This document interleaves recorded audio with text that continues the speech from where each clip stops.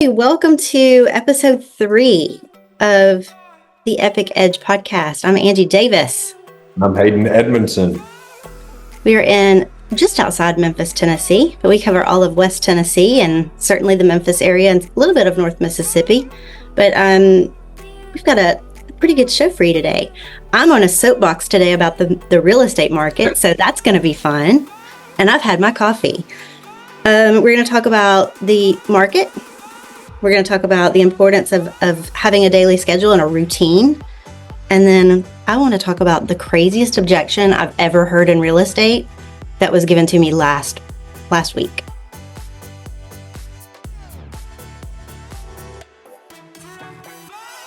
So let's get started.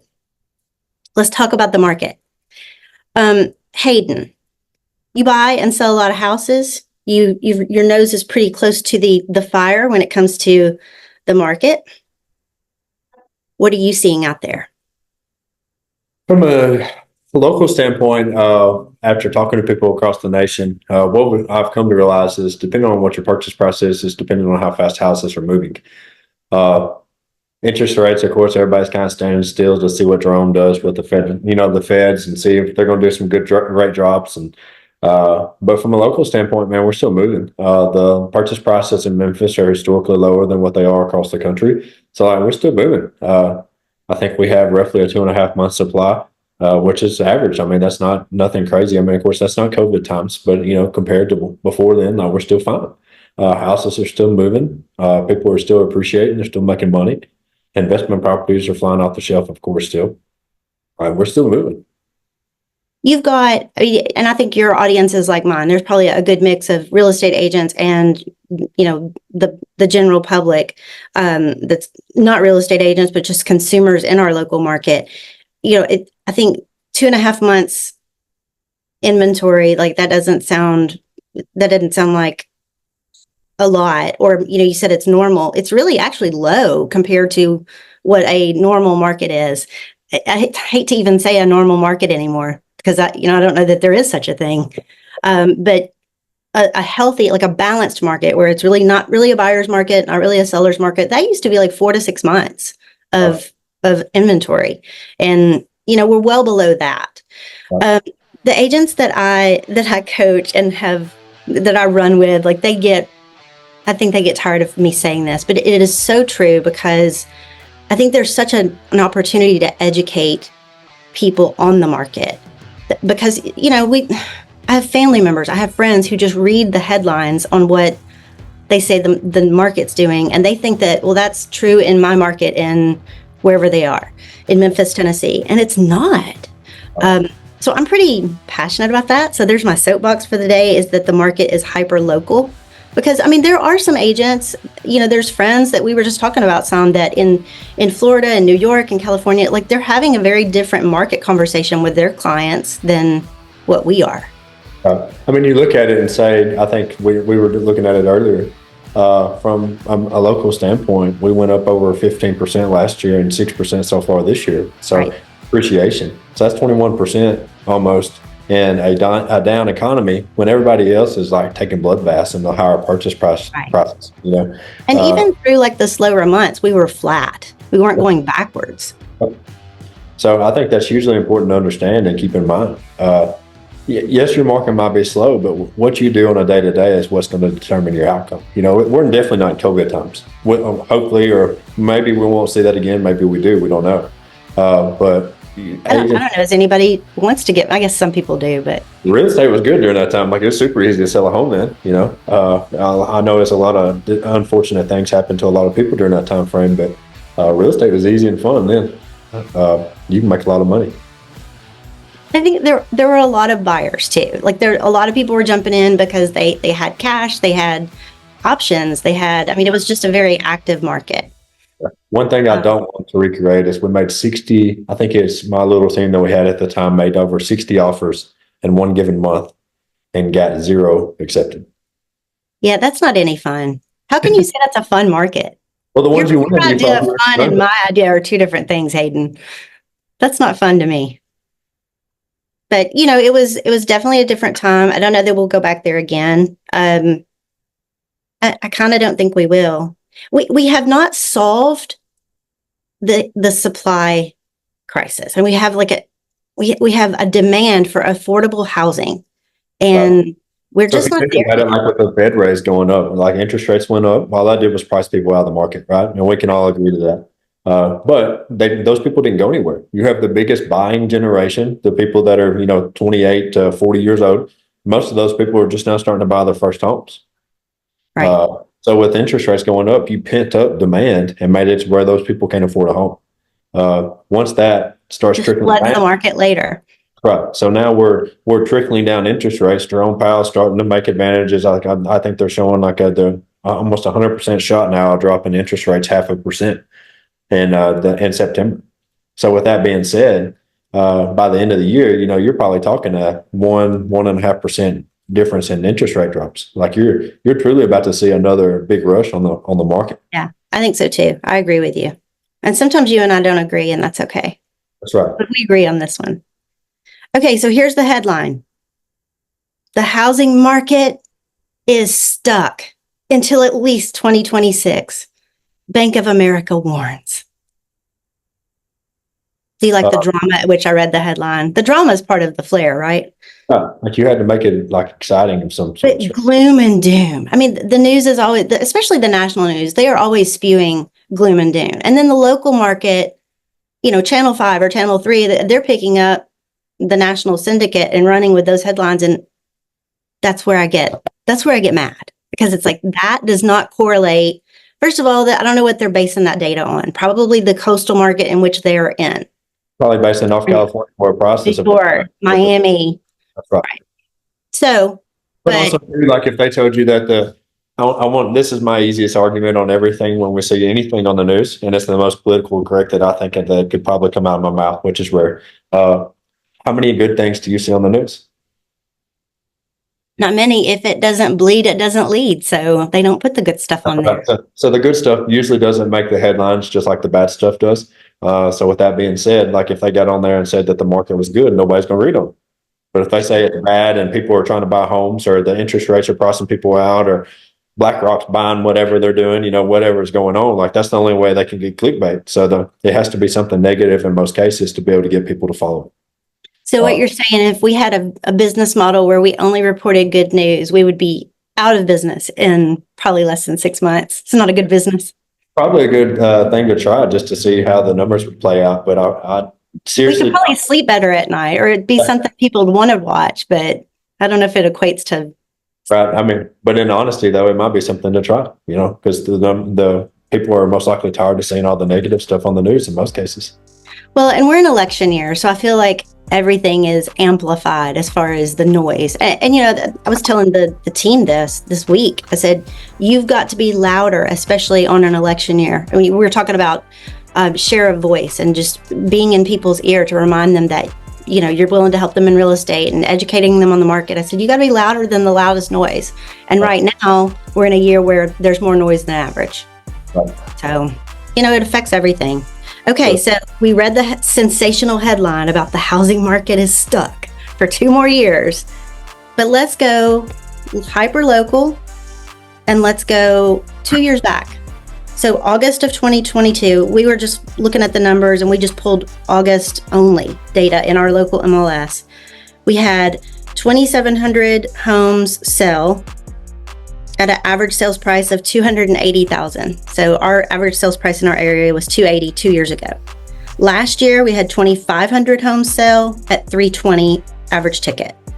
That's up 4.5%. And then just this last month, August of 2024, we had 2,300, almost 2,400 homes sell. Average ticket, $336,467. So a few less units are selling, but the average sales price is going up 15% year before last, 4% over the year before. Yeah. That's not what CNN is reporting on the housing market. But again, too, that super geographical close knit. Like we're talking about our specific association, where that might not be the case in Florida or Cali, Oklahoma, or wherever. We are very fortunate to be in Memphis, Tennessee, where we are very investor driven. And we have a ton of investors coming to one of the cheapest places in the world to buy real estate. Right. Still in a very, by all comparison purposes, a very affordable market. Compared to most, that's correct. But I think whether you're in Memphis, whether you're in the most expensive city in the United States, like it is up to the agent to be the deliverer of that market information, because the client, the consumer, the buyer and seller who's out there making buying decisions, they're basing it a lot of times off of the headlines. And Right.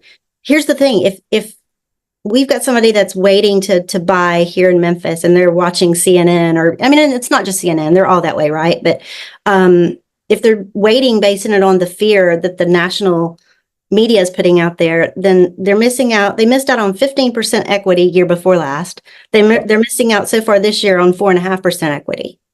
Right.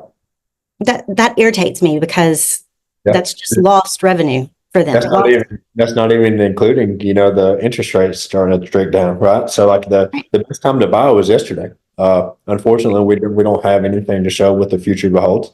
But if the numbers work for you now, I think the most important fact that you can take away from anything is buy today. If interest rates work for you now and you love the home and you think you could be here for X amount of time of your lifetime, buy the home, because it's most likely going to go up. Historically, I think the exact number for the last 70 years, there's only been 6 years of negative appreciation. Most of those centered around 08 and 09. 08, 09, 10, and 11, and it started bouncing back then. So, I mean, historically, it's a good investment to buy real estate. Yep, absolutely. All right, well, I'll get off of that soapbox. But the market and like the national news versus leaning on an agent who gives you a local interpretation of the market, that's something I'm pretty passionate about. When you're talking to all these local agents, I think one of the best things they could do is know their numbers. Don't go in there thinking that you can just kind of dodge around the bushes, I guess is the nicest way to say it. You've got to know your numbers. Go in and make sure you know your numbers. Show that the market's went up this, it's done this. Jerome Powell's supposed to drop interest rates, X%. That if you give them full of knowledge and you give them those statistical answers that make sense, it's going to make sense for them to buy that home now. Well, and what that means for them. What that means for them is that they don't have a higher house note later because they waited and it went up another 20% in value. Or what that means for them is that they can buy now versus waiting for interest rates to drop a little bit more, but they're competing with 10 other offers because other people were waiting too. Like, I think you always have to show them, hey, here's the statistics. Here's what the market's doing. Now, what that means for you, the consumer, is this. So anyway, good conversation about the market. It'll be interesting to see what happens through the winter months and going into the first of the year. Speaking of the end of the year and all the things that are happening on election year, we've been talking about the election cycle. I heard the craziest objection I've ever heard in real estate, and I've been in real estate since 2009. So that's a lot of objections that I've gotten. Do you want to hear the objection? What is it? We are waiting to hear, this was somebody told me last week, we're waiting to see what happens with the presidential debate, which was last night. At the time we're recording this, it was last night. And I just thought they misspoke and they meant the presidential election. And I said, you mean the election? And they're like, no, we want to see how the candidates do on the debate before we make the decision. On the debate? What? I mean, how crazy that they're making buying decisions based on, I don't know, an interview? I guess, the only thing I can see is I'm a numbers person, right? Like, I don't pay attention too much to the politics, but my thought process would maybe be that they're trying to see how the market reacts, maybe something from that effect. But again, I'm going to lean on what I said earlier. If the numbers make sense for you to buy now, because historically numbers are going to go up, interest rates are going to go down, more people are going to come into the buying market. That means more competition. That means higher purchase process. That means appreciation. If the numbers work now, buy. Well, I asked the person on the other end of the phone, I said, do you think that the value of your home or the home you're about to purchase, do you think it's going to go up or down in between now and January 1st, much less between now and Friday, based on and they laughed and they're like, well, no, probably not. It may just not grow as much. I'm like, yeah, I think you're probably right. It could impact the rate of equity growth. I mean, but it's not going to, you're not going to necessarily buy it at a cheaper price based on what happens, especially during the debate. It's probably one of the craziest objections I've ever been given. I could see you waiting until like the election or the I hear election. that all the time. Right. Yeah. I mean, like the year before the election, like everything's just kind of slowing down because people are trying to see what's going to happen. Yeah, people get funky and cautious on election years with their But money. the very next year, guess what happens? On average, the real estate market and everything goes up like six. I saw something the other day said the stock market goes up like at 12%, usually the year after an election. And then the real estate market is average 6 to 8%. Historically, you're in a time of economic growth, and things look favorable following an election year, regardless of who gets in That's the right. presidency. I've looked at it both ways to see if it makes a big difference, and it doesn't. That's right. Which And just tells you that fear drives it, right? I honestly feel like, you not getting into politics, but I feel like there's opportunity on all ends of the spectrum. People can take advantage of all aspects of it. That's true. We've talked about that before. Okay, let's talk about for a second. Let's talk about the importance of a routine. I told you yesterday that I had a very poorly planned out day, which I've been really working on lately, and I decided to have carbs for lunch. And I was telling you yesterday how that impacted my lunch. By the way, that cornbread was really, really good. I'm still not regretting the fact that I ate it, but Are we talking like Jiffy cornbread or like legit, like no, good, like homemade jalapeno cornbread. so heavy? So heavy. Like I knew it like the first time I had honey butter on it, which is even worse. I'm sure your trainer would be so proud of you. I know I haven't put it in my app yet. It's gonna suck when I look at those numbers. Can't wait for him to watch this video. But I did it, and then 3 hours later, I'd hit a wall because I'd had carb crash. So, how important is it that you plan out? We're talking about meals right now, but the importance of a planned out day, but your diet's part of it. We talk about that. You and I talk about that sometimes. I mean, like, even down from a physical stature, when you walk into a room and you have that physique that draws attention, or you hold yourself to a higher tier, people respect you automatically. Just because they're like, hey, this dude's disciplined enough to go to the gym every day and not see results for 3 months, 2 months, 3 months, 6 months, whatever you're adamant about. And it might just be losing weight. Like, you don't have to walk in and be the super buff guy. But if you lose weight and you hold yourself to a higher tier than what the average American does in the United States, which is not very accountable in my opinion, but if you hold yourself to that level, that gives you a stature. That gives you the confidence to walk into the room and feel confident in your skin. For sure. But even down to like a structured daily schedule, your day is 100% dependent upon what you have scheduled for yourself. Because if you don't have a schedule, you're literally just spinning your wheels. You have nothing to push. You have nothing to look forward to. You have no goal to measure to see if you were accountable and you achieved your goals for that day.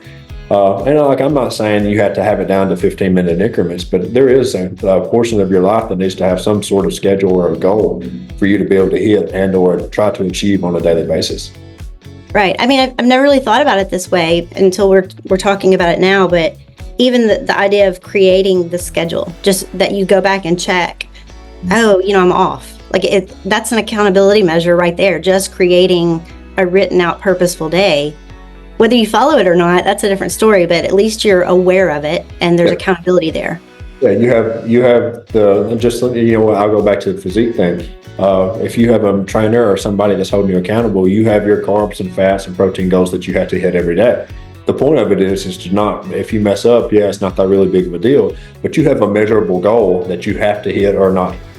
Like, that's the whole point of it. If you're not tracking it and you're not focusing on what you're doing on a day-to-day aspect, you're just doing free willy stuff. Like, you're just doing whatever heck you want to, and that's fine. Right. Some people can do No, those are usually the worst decisions when you haven't planned it out. You make especially when it comes to diet. Anything fast and on the fly is never the right choice. Yeah. And guys, we're talking about physique just because that's a big thing for me and Angie both. But don't think that we don't live on those Texas Roadhouse rolls on a Friday night. Like that cinnamon butter, it's top notch. Like, no one ain't gonna say it's not, right? My cornbread yesterday, loved it. But I was aware of what I ate the rest of the day. And I will be accountable and you hold yourself accountable 6 out of 7 days.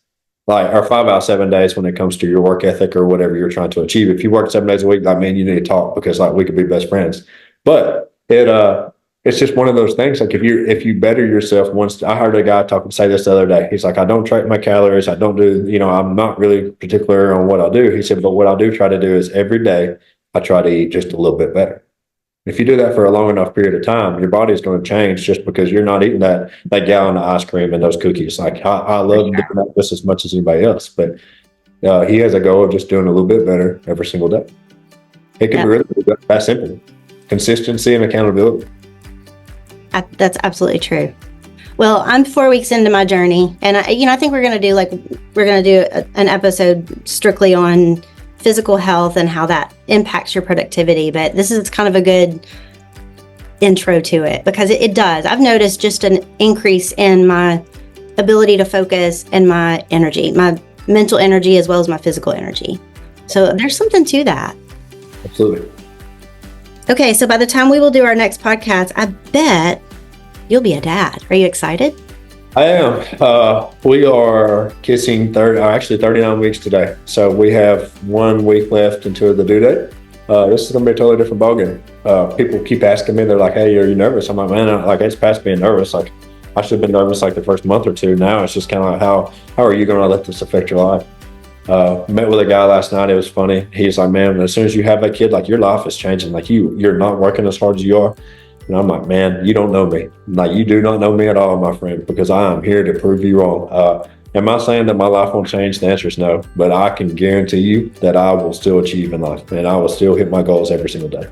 I might have to get up earlier, and it might look a little different. I don't know how you can get up any earlier than you already do. It's just, in life, and me and Angie have talked about this all the time. Life is nothing but perception, right? And you can, two things that have always been held against me are age and kids, right? Well, the only reason you're able to work 60 or 70 hours a week is because of your age. But also, too, age has been used against me from an experience standpoint. When I 32 years old now, and I'm walking across leading, crews of, rehabbing homes, buying rentals, stuff like that. Well, age has been used against me. And I hadn't lived through 08 and 09. Well, that's okay. I haven't, but what I have done is this. And the same thing with kids. Well, the only reason you're able to do this is because you don't have kids. Well, that little sucker can go with me every single day. I might be walking houses with the little Allen hangover kid on my chest. Like, we'll figure it out. So. That's one good thing about real estate. You can take your kids with you if you need to. Right. My son went with me. He was the key card holder at the time. We still had key cards. Hey, look, we're all professionals in our own ways, but being relatable and being a professional go hand in hand. Sure. So if you're a mom or a single dad or a dad that's walking around trying to do a multitasking 10,000 jobs at once, like, that just makes you more relatable. Yeah. So absolutely. Go show those homes to that kid. I promise you it'll help you. Yeah, that's true. I mean, your kid does have to kind of act right halfway. You know? So, if you've got a bad kid, it could hurt you, but One of the funny stories, my grandma, she's 80 now. She's a real estate professional as well. And she always tells stories about me walking around at 3 and 4 years old, going and showing people homes. I walk around, this is the living room, the traditional early 2000s showing a home type deal. And so that's pretty funny. Just train your kid to do that, right? Like, they can be your assistant. One of our agents, Haley Griffith, shout out to Haley if she's listening to this. She takes her son on a lot of showings, especially in the summer, when they're out of school. And she would give him, I thought this was a great tip. She would give him her phone and she would say, "Now I want you to take pictures of everything you see wrong with the house, but don't tell mommy until we get in the car." And that kept him busy and kept him engaged and keeping up with everybody. And he felt like he had an important job. And then she would find stuff. And sure enough, she would notice things that, he caught that she didn't on the initial walkthrough. But it's pretty smart. That's right. Little walking tax deductions. That's right. Don't you think I hadn't had that conversation? Oh, yeah. For sure. Well, I'm excited for y'all. I told you a while back that don't worry. It's all going to be okay. Really, really not so smart people have children and successfully raise them every day in the city. So you've got this. Y'all be fine. Right. It can't be that hard because more people would fail at it if so. That's right. And I have plenty of mothers around me that would be happy to help. So with having... Oh, yeah. We're all standing in line. I told you the other day I was either going to get a puppy or come babysit. So There's no way he gets away with anything for like the next 28 years. No, too many eyes are on him for sure. All right, we'll talk to you soon. Everybody join us next week, and leave a comment below. Follow us on your favorite social. Hit that subscribe, and leave us a comment below of what you'd like to see. We're happy to follow different topics. We'd love to. Bye, everybody. I guess.